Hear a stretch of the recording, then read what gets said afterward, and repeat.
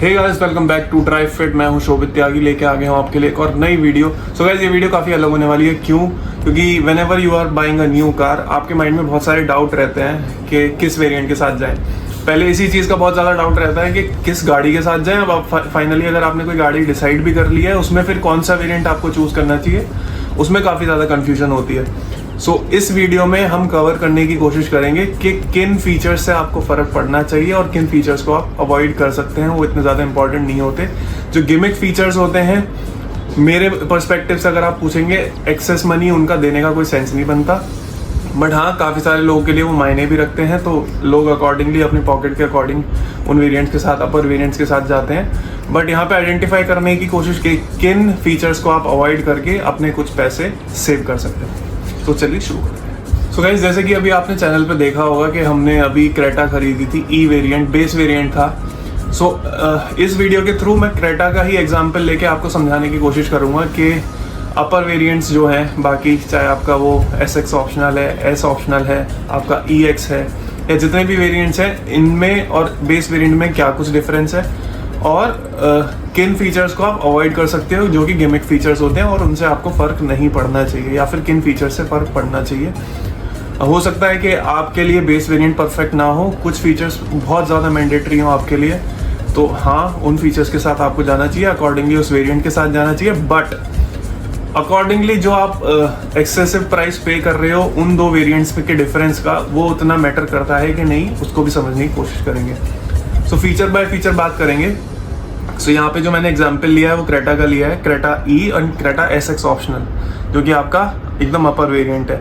मैंने manual transmission ही रखा है, ऑटोमेटिक और मैनुअल को मैं कंपैरिजन नहीं करूँगा क्योंकि गियर बॉक्स सेम रहेगा, तो आपके लिए फीचर वाइज थोड़ा सा ईजी हो जाएगा कि किन फीचर्स को आप कंसिडर कर सकते हो और किन को आप अवॉइड कर सकते हो। सो मैंने यहाँ पे लिस्ट निकालने की कोशिश करी है, जिसमें सबसे पहले हमारा आ रहा है व्हील्स का। सो बेस वेरिएंट में जैसा कि आपको पता है कि आपको स्टील रिम्स मिलते हैं, 205/65 R16 का टायर मिलता है, वेयर एज SX ऑप्शनल में आपको 215/60 R17 का टायर मिलता है। सो दो डिफरेंसेस हैं यहाँ पे। एक तो आपको टायर की जो विड्थ है प्रोफाइल में, वो थोड़ी सी कम मिलती है बेस वेरिएंट में। मोर ओवर आपको टायर साइज या रिम साइज थोड़ा 1 इंच छोटा मिलता है। ऑल्दो इतना कुछ फ़र्क नहीं पड़ता इन चीज़ों से। मेरे अकॉर्डिंग अगर आप पूछोगे, अगर टायर की वॉल ज़्यादा है तो वो ज़्यादा बेनिफिशियल होता है, आपको बम्प्स में गाड़ी निकालने में एलॉय को नुकसान होने का चांसेस कम होते हैं। सो हमने क्या करा था, हमने सिंपली वहाँ पे 16 इंच के ही एलॉय व्हील्स इंस्टॉल करवा दिए थे, rather than we could have opted for R17 tyre, but हमने वो ऑप्ट नहीं किया।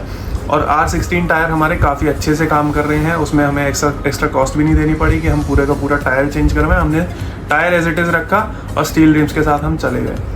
सो आपके ऊपर है, आपके लिए इतना मैटर करता है कि नहीं। दूसरा, स्टील रिम्स और आपके अलॉयज़ में जो फ़र्क आता है वो ये आता है कि अलॉयज़ थोड़े से लाइटर होते हैं।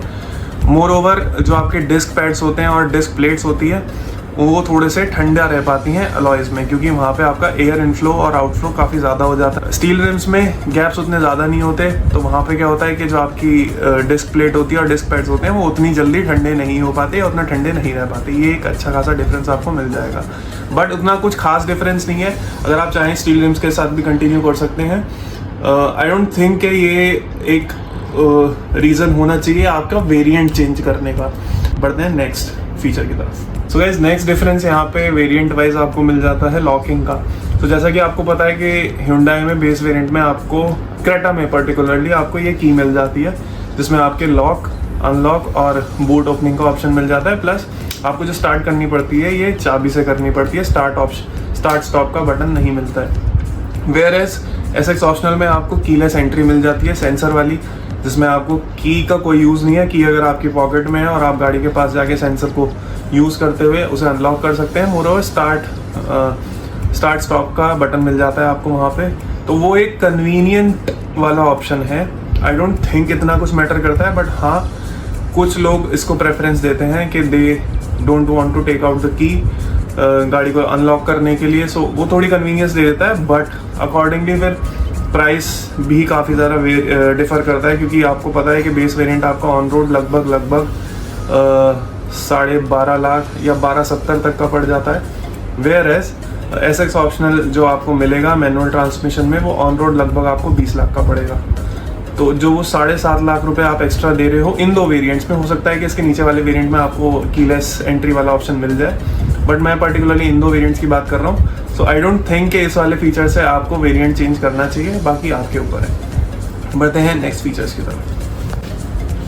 सो गाइस, नेक्स्ट जो फीचर्स आ रहे हैं वो सेफ्टी से रिलेटेड है। Yes, particularly I would prefer कि सेफ्टी ऑप्शंस जितने ज़्यादा होंगे उतना अच्छा होगा।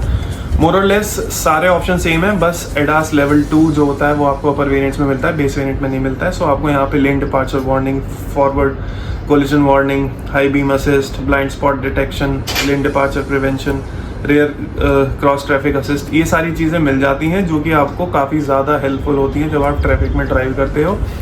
जो अगर आप फर्स्ट टाइम ड्राइवर हो तो ये आपके लिए काफ़ी अच्छी चीज़ें हो सकती हैं, बट अगर आप एक्सपीरियंस ड्राइवर हो, पहले अगर आपके पास कोई गाड़ी रही है जो उतनी ज़्यादा एडवांस नहीं थी टेक्नोलॉजी में, आपके ऊपर डिपेंड करता है कि आप इन एडवांस फीचर की तरफ जाना चाहते हो। बिकॉज आई डोंट थिंक कि अगर कोई एक्सपीरियंस ड्राइवर है उसके लिए इतना कुछ मैटर करता है, रादर देन कंफर्ट होना चाहिए गाड़ी में, एक अच्छा इंजन ऑप्शन होना चाहिए, और लॉन्ग ड्राइव पे अगर आप जा रहे हो या फिर लॉन्ग ट्रैवल कर रहे हो तो वो उतना ज़्यादा थकान ना हो गाड़ी में, ये सारी चीज़ें मैटर करती हैं। सस्पेंशन आपका अच्छा हो, हैंडलिंग अच्छी हो, दैट्स ऑल।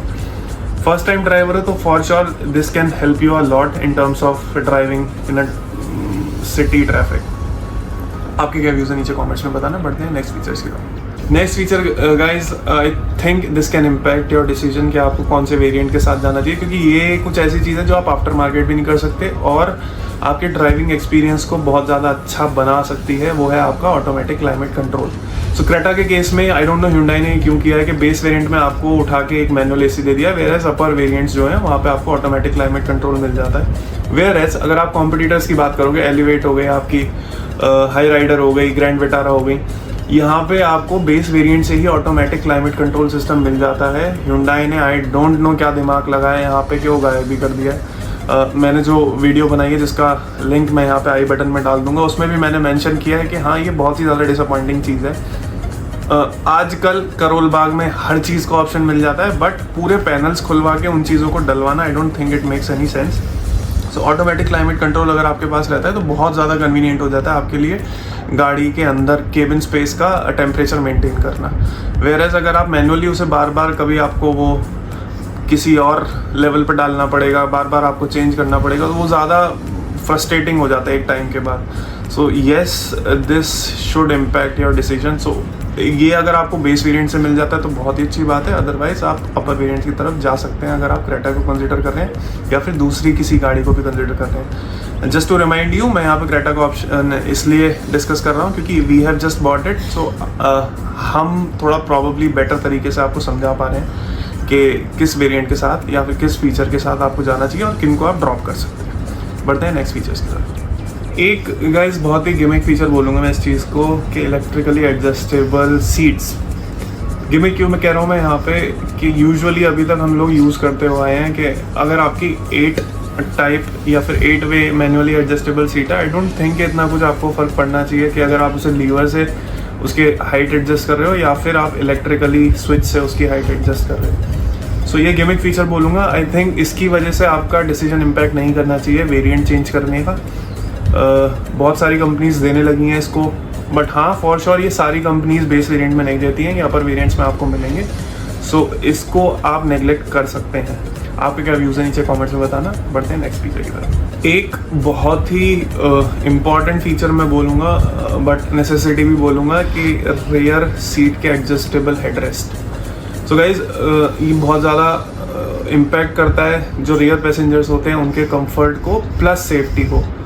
सो बहुत सारी कंपनीज क्या करती हैं कि बेस वेरिएंट में आपको हेडरेस्ट दे देती हैं रेयर में, बट वो एक खाली काइंड ऑफ बम्प रहता है जो आपके यहाँ तक रहता है, उसको आप एडजस्ट नहीं कर सकते। आपका कंफर्ट भी हैम्पर होता है उसमें, प्लस सेफ्टी भी कॉम्प्रोमाइज़ होती है। तो इसकी वजह से फॉर श्योर आपका इम्पैक्ट पड़ना चाहिए कि आप किस वेरिएंट को ले रहे हैं। But at the same time अगर आप किसी अच्छे सीट कवर वेंडर के पास जाएंगे जहाँ पे सीट कवर्स वो लोग लगाते हैं गाड़ी पे, तो वो इस फीचर को आपके लिए बना के भी दे सकते हैं आपके बेस वेरिएंट में। सो हाँ, इसकी वजह से इम्पैक्ट पड़ना चाहिए कि आपको कौन सा वेरिएंट लेना है या नहीं, या फिर अगर आपके पास कोई अच्छा वेंडर है जो कि आपकी सीट कवर्स बना सकता है प्लस इसको कर सकता है तो आप उसके साथ भी जा सकते हैं। बढ़ते हैं नेक्स्ट फीचर की तरफ। Another important feature that should impact your decision कि बात भी हो जाता है और इसमें और इतने ज़्यादा पैनल्स भी नहीं खुलते अगर आपके पास कोई अच्छा इलेक्ट्रीशियन है इसको करने के लिए। सो ये चीज़ क्या है, ये है हमारे auto fold electrically adjustable ORVMs।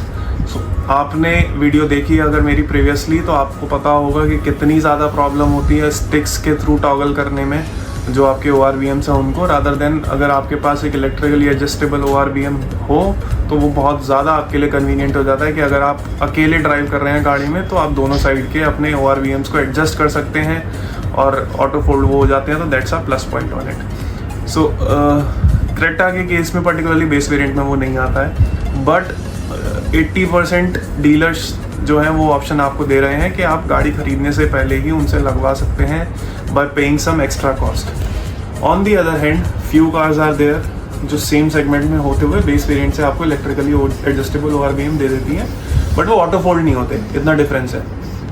But अगर खाली इलेक्ट्रिकली एडजस्टेबल भी आपको मिल जाए तो आपके लिए ड्राइविंग एक्सपीरियंस बहुत कन्वीनियंट हो जाता है और ईजी हो जाता है। तो हाँ, I feel this feature should impact your decision कि आपको किस वेरिएंट के साथ जाना है। अदरवाइज जैसा कि Hyundai के केस में है कि उन्होंने बहुत सारे फीचर्स जो हैं बेस वेरिएंट से गायब कर रखे हैं, बट छोटी छोटी कॉस्ट ऐड करके वो आपको बेस वेरिएंट में काफ़ी कुछ ऑप्शंस दे देते हैं, जिसमें मैं नेक्स्ट अभी फीचर कवर करने वाला हूँ जो कि है हमारा क्रूज़ कंट्रोल।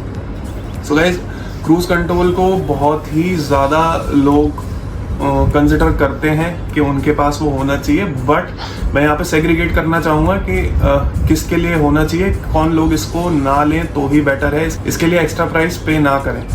तो जो लोग सिटी में ड्राइव करते हैं 80-90% of the time cruise control आपका काम नहीं आने वाला, क्योंकि मिनिमम स्पीड शुड बी 40 और 40 के ऊपर जाने पे ही आप क्रूज़ कंट्रोल को लॉक कर सकते हो, वो तभी चलेगा। और सिटी ट्रैफिक जैसे कि दिल्ली NCR बैंगलोर मुंबई यहाँ पे हो गया, यहाँ पे आपका 40 की स्पीड गाड़ी पकड़ ही नहीं पाती, तो आप क्रूज़ कंट्रोल यूज़ नहीं कर पाएंगे। बाई चांस आप 40 क्रॉस भी करेंगे तो आप जैसे ही क्रूज़ कंट्रोल लगाएंगे फिर से आपको ब्रेक लगाने पड़ जाएंगे, तो क्रूज़ कंट्रोल डिसएंगेज हो जाएगा। सो जो लोग सिटी में मेजरली ड्राइव करते हैं उनके लिए काम नहीं आने वाला। On the other hand, in fact जो लोग हाईवेज़ पे भी ड्राइव करते हैं वहाँ पे भी ये तब काम आएगा अगर आप एक्सप्रेस वे वगैरह पे या फिर एक अच्छे हाईवे पे ड्राइव कर रहे हैं जहाँ पे आपको दोनों साइड से ट्रैफिक नहीं आ रहा है, आपकी रोड जो है वो एकदम आइसोलेटेड है, वो प्रॉपर एक्सप्रेस हाईवे बना हुआ है, वहाँ पे आपका क्रूज़ कंट्रोल काम आएगा। अदरवाइज जो हाईवे सिटी के बीच में से जाते हैं या फिर विलेजेस के बीच में से होते हुए जाते हैं, वहाँ पे जहाँ से दोनों साइड से आपका ट्रैफिक आता रहता है, तो वहाँ पे भी क्रूज़ कंट्रोल नहीं काम कर पाएगा। सो ये उनको लेना चाहिए जिनकी ऑलमोस्ट 70-80 या फिर अबव 50% ड्राइविंग उनकी हाईवे की रहने वाली है, उसके नीचे वो सिटी में बीच बीच में ड्राइव करेंगे majority of the times. City में जो लोग majority of the times drive करने वाले हैं they can neglect this option, क्योंकि उनके लिए काम नहीं आने वाला है। बढ़ते हैं नेक्स्ट फीचर की तरफ। नेक्स्ट फीचर गाइस बहुत ज़्यादा इंपॉर्टेंट है, ये आपको रेनी सीजन में स्पेसिफिकली बहुत ज़्यादा काम आता है और इनफैक्ट विंटर्स में भी काफ़ी काम आता है, but at the same time हमें ये जान लेना चाहिए कि इंडिया में 6-7-8 मंथ्स तक गर्मी रहती है। तो रेन में आपके रेयर वाइपर्स बहुत ज़्यादा काम में आते हैं। अगर वो नहीं है आपकी गाड़ी में तो थोड़ा सा डिफ़िकल्ट हो जाता है, क्योंकि गाड़ी जितना भी कीचड़ होती है वो पीछे की तरफ फेंकती है, जो कि अल्टीमेटली आपके रेयर विंडशील्ड पे आके लगता ही है। सो वो विजन आपका ब्लॉक करता है। Second thing is rear defogger.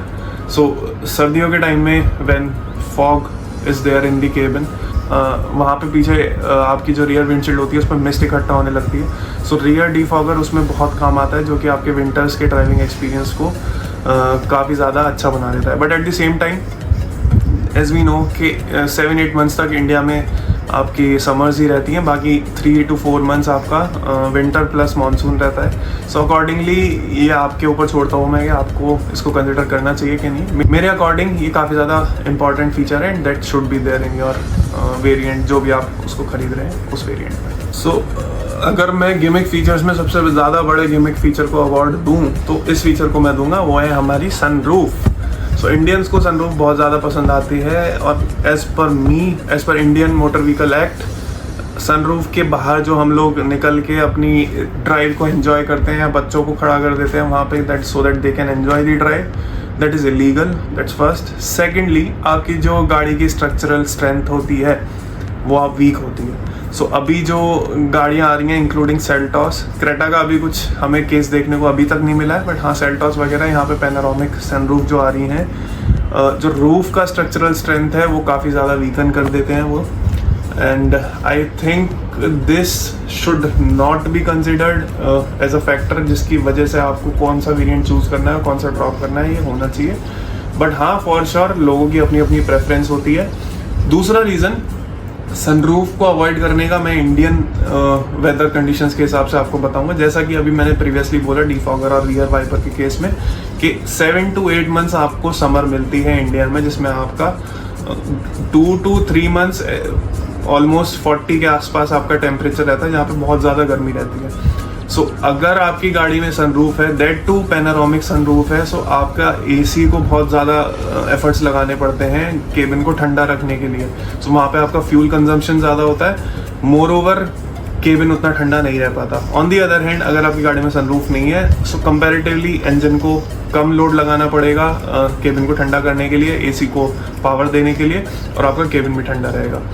आपके लिए सनरूफ कितनी मैटर करती है नीचे कमेंट में ज़रूर बता देना। पड़ते हैं next feature. Guys probably last feature रहने वाला है ये, एंड मेरे अकॉर्डिंग ये बहुत ज़्यादा इंपॉर्टेंट होता है। क्रेटा बेस वेरिएंट में ये नहीं था, फिर भी मैंने क्रेटा बेस वेरिएंट के साथ किया क्योंकि इसके आफ्टर मार्केट बहुत इजीली आपको ऑप्शंस मिल जाएंगे।